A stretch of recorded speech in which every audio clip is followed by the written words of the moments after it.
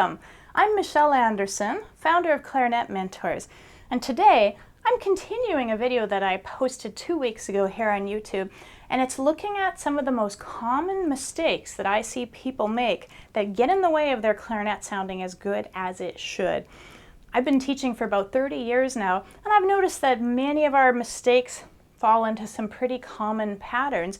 And my guess is what I'm about to say in this video is not new to you. Most of these you're probably already familiar with, but this is a great chance for you to see and hear the actual impact that this mistake can make in your playing. And when you hear me do it incorrectly, you might recognize if you might have this challenge yourself, because these mistakes really do cause problems in the music, and fixing them makes the music feel so much easier, and that's what I want for you. So if there's some challenges you have, my hope is you'll recognize them on this video and figure out how to fix it so that you'll leave after watching this going, oh, now I know how to do that. It sounds so much easier. So I have a little piece of music that I'm working with today just to use for demonstration. It's a minuetto taken from a Mozart divertimento. I'll just use little bits of it to demonstrate things, and I think we'll have some fun with it. All right, so I'm just going to play the intro to this so you get a chance to hear what our piece sounds like, and I'll start by playing it more or less normally.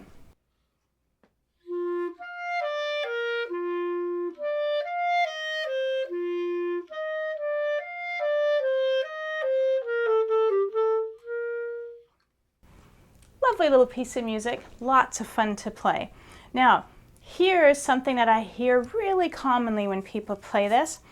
And I'm just going to play the first 4 measures again. I'll do it once normally, and then I'll immediately play it again with this common mistake number 1 on today's video and see if you can pick it up.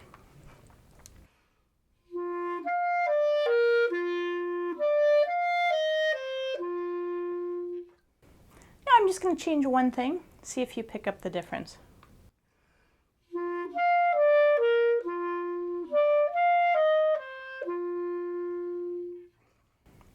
Now I was trying to just change one thing. I might have inadvertently let other things change, but here's what I was looking at. I was looking at my airstream. And in fact, if you watched part 1 2 weeks ago of common mistakes I see people make, I addressed something really similar because I think it's the most common challenge people have. It's using our air properly. My air was just too wimpy the second time in 2 ways. First of all, it wasn't a steady airstream. What I did is I fell into the instinctive habit our bodies have of huffing a little bit on each note. So if I took the clarinet out of my mouth and just listened to my airstream, we would have heard something like this.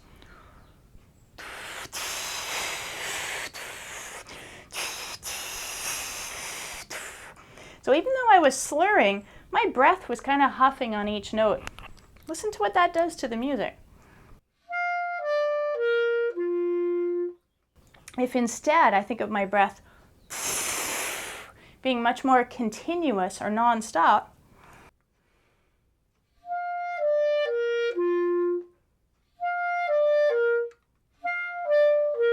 you can really hear the difference between the smooth air and the huffy air.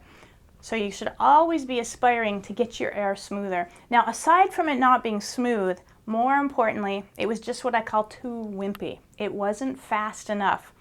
I have several videos on tone production, but I'll especially draw your attention to the long tone ones and the whisper technique. These are 2 things that help you to get your air moving faster. If we could see the air coming out of your mouth like water out of a hose, we don't want fine spray. We want to turn that valve to super, super fast air, and that's what I want to see with you.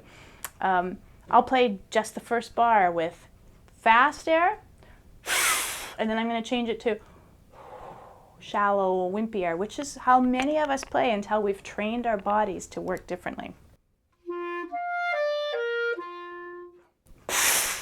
Here's the second way.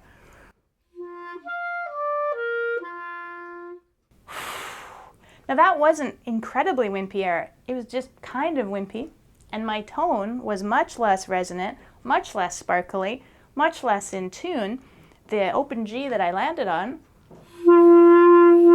was kind of fuzzy, and you could hear the hiss in the background. It's one of the most important things about clarinet playing, so why I put it as number 1 on today's video. All right, let's take a look at another really common bad habit that many clarinet players have. I've moved the camera a bit so you can see my whole hand position, because this is what this habit's related to. Now, this one is not as dramatic as having wimpy air, but nonetheless, if you don't address this challenge and fix it, you're never going to be able to play as beautifully and smoothly as you may like to. So it is related to hand position. I'm going to play a slightly different excerpt. I'll do it once normally, and then I'm going to add the bad habit. And I want you to really listen to the music and notice what you hear differently. And of course, watching, you'll see the habit that I'm putting in there that we shouldn't be. Here I am playing with what I'd like to think are some good finger habits.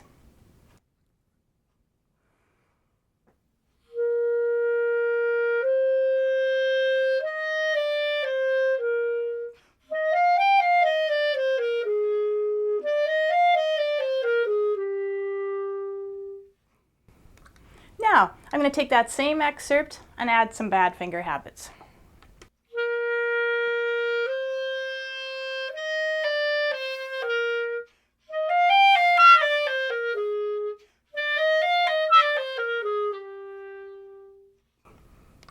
All right, there's a difference for sure. There's a difference in what you hear, and there's a difference in how easy that felt for me.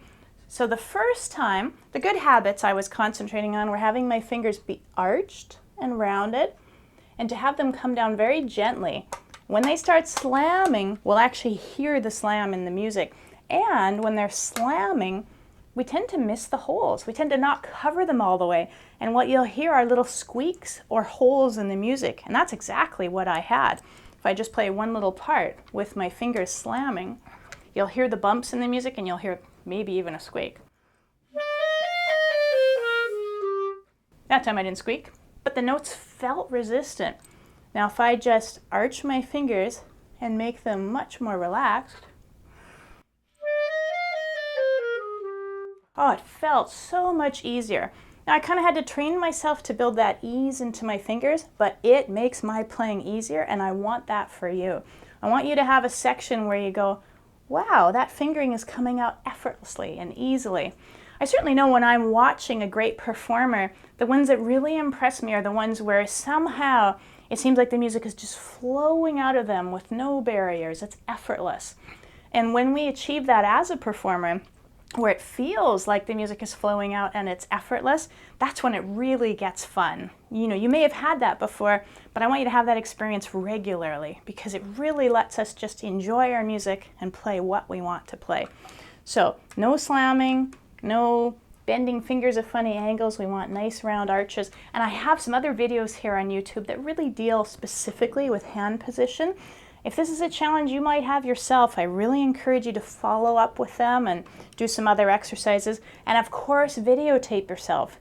You might not know that your hands are in a bad position, but you might hear that you're squeaking or that some notes aren't coming out easily, and those are the symptoms or the clues that your hands might be out of position a little bit. Now this is going to lead us right into another common bad habit, number 3. We rarely have just like one bad habit. We usually all have little bits of all of these bad habits, and our job is to notice them, be aware of them, which is why I'm putting them all in one video here today. Notice, notice. I'm poking you to remind you to look for these in yourself and correct them. So habit 3 often goes hand in hand with what we just did. I'll just play a short section, again, normally, and then I will add the bad habit. See if you can see what I'm doing differently.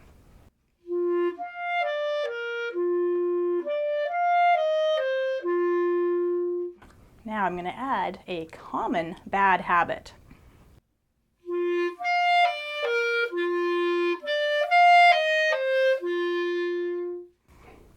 Now I might have been a little overdramatic, but you probably caught what it is. Tension. And it's so common when we're concentrating hard on a piece that we see the tension in our shoulders. It's like, I'm going to play this. Ugh. Tension here leads to tension here in our throat and our blowing muscles where if we release it, the air comes through really easily. What I like to think of is that I have a hook right here behind my neck that's holding me up so I have good posture, but from that hook, I'm just nice and relaxed and floppy, and that there's no tension. And having all of this be relaxed lets our air come out easily, lets our hands work easily. So notice that. The best way I think to correct it is have your instrument in your mouth as if you're ready to play, and right before you take your first breath, or even after you've taken your first breath, but right before you blow your first note, you're going to release it here, sort of like this. Let it out. I let my air out at the same time, which you probably wouldn't do, but just let it down. Release. And you'll feel the music come out so much more easily. Again, I actually named my course Clarinet is Easy very consciously, because when we are using the good habits and our body's in the right position, it really does feel easy, and it's a wonderful feeling, and I want you to have that experience, and I want you to sound like the music is easy also. All right, one last habit I want to talk about today that's a really common bad habit I see in players who come into my studio, and I want you to check for it yourself, is also actually related to tension. Very, very common, this one. And I don't think you're going to be able to see this one in action, so I'm going to tell you what it is up front. It's tension in our jaw and how our jaw comes down on the instrument. Now we tend to, what I call just biting. It's actually squeezing the mouthpiece too much with your jaw. This will happen more when you're concentrating extra hard, so when you're in a hard spot for you. We all have this reaction to have the red alarm go off in our brain. Here comes the hard spot. Ugh. And that's when we tend to bite more. When we bite, we get less resonance, we get high notes that don't speak, we get squeaking, all kinds of sort of nasty side effects. So I'll play a little section without biting, and then I'll just add a bit of biting, and then more biting, and you'll hear what happens to the sound as I get more tension in my jaw. So here it is with the normal jaw position.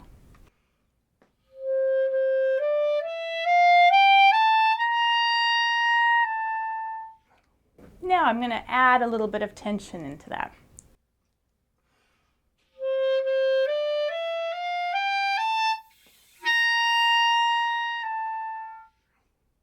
Have you ever experienced that? You know, it was that first note, the high C, didn't even come out. It was like this delay, and then it came out. Or if you notice that you're squeaking a lot and you're not sure the source of it, very commonly it's biting. But here's a great way for you to know if you're biting. I have a video on this called Test Your Embouchure, but I'll show you the little trick right now.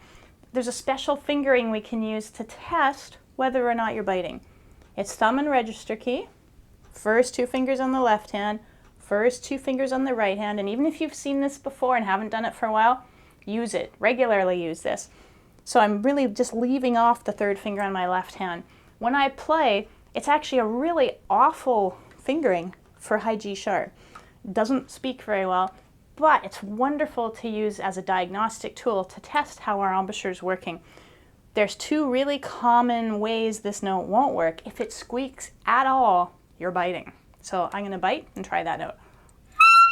I was hardly biting, I got a horrible, awful squeak. What I should get is what sounds a bit like a G sharp.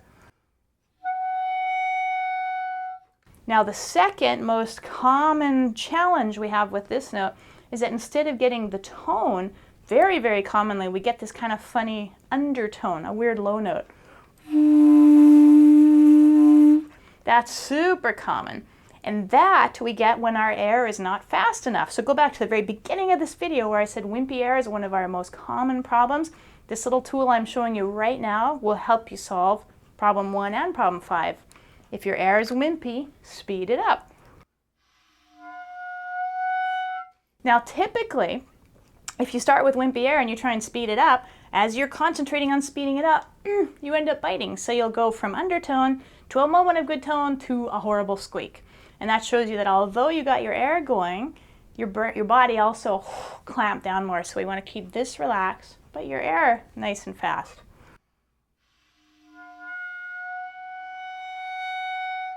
That was me going to faster air, but still being quite loose up here, so I didn't have that horrible squeak.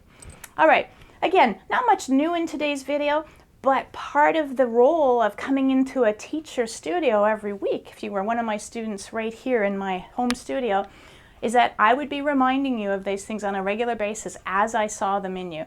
And I find with most people, we work on it, we adjust it, a few months go by, and it slides a little bit, and we need to adjust it again. So that's my role for you today. I hope you check all of these habits out. So notice if your air is moving quickly. If not, do some long tones. Try the whisper technique. Anything you need to do. Notice if your fingers are slamming. If they are, do some of the finger exercises. Look at yourself in the mirror. Record yourself. Notice if there's tension. If there is, relax those shoulders. Try the embouchure tester.